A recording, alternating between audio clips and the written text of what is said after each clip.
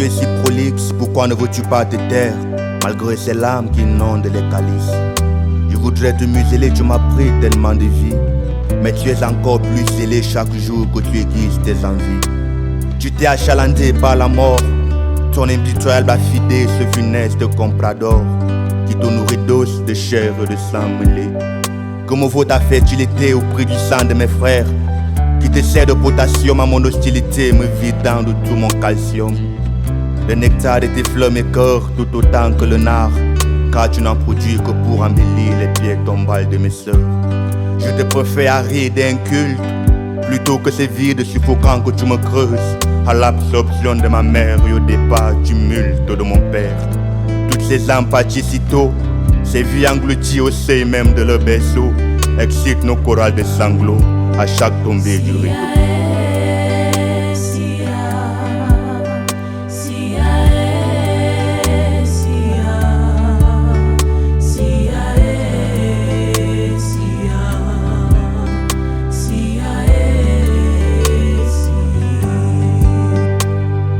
Mes repères, les taux se resserrent, la milice des misères.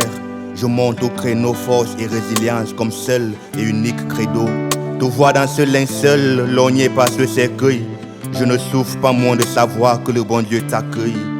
Oui, je parle de ta vie de mort qui fait de la mienne une mort de vie, de ce lugubre décor qui m'incendie quand tu m'investis en croque-mort. Les torts que tu me laisses, nos corps que tu délaisses pour retourner poussière, ne léguant qu'un monument funéraire dans un coin du cimetière. Je voudrais qu'à jamais tu vives, mais pendant l'inhumation, fusionne-t-on plus la mémoire, préoccupé par une autre histoire, celle de la collation. Le supplice de la mise en bière oubliée, tous avec leurs complices, ne pensent plus qu'à se saouler à la bière. Et moi je m'éloigne à pas saccader, les mains lasses et le cœur accablé. La mort ne se vit que lorsqu'elle nous sévit. Avec sa cohorte de mots et d'incertitude, je me résigne à l'idée qu'elle est le sceau de notre commune finitude. Genou vieux, il n'est jamais aisé de dire au revoir, combien plus encore un adieu à un homme, à une femme qui ne peut plus ouvrir les yeux. Alors je souffre et je m'étouffe, les amours non déclarés ne pourront plus s'exprimer. Les présences qu'on n'a pas su apprécier deviennent des absences qui finissent par nous déprécier. Réfractaire est la mort à nos bonheurs sous terre, des obscures lanternes qui brillent à la force des visages ternes et des fallacieux caprices qui s'estompent au rythme des bonheurs factices. Je fonde ma raison sur des paradoxes, mon vécu n'a rien d'orthodoxe.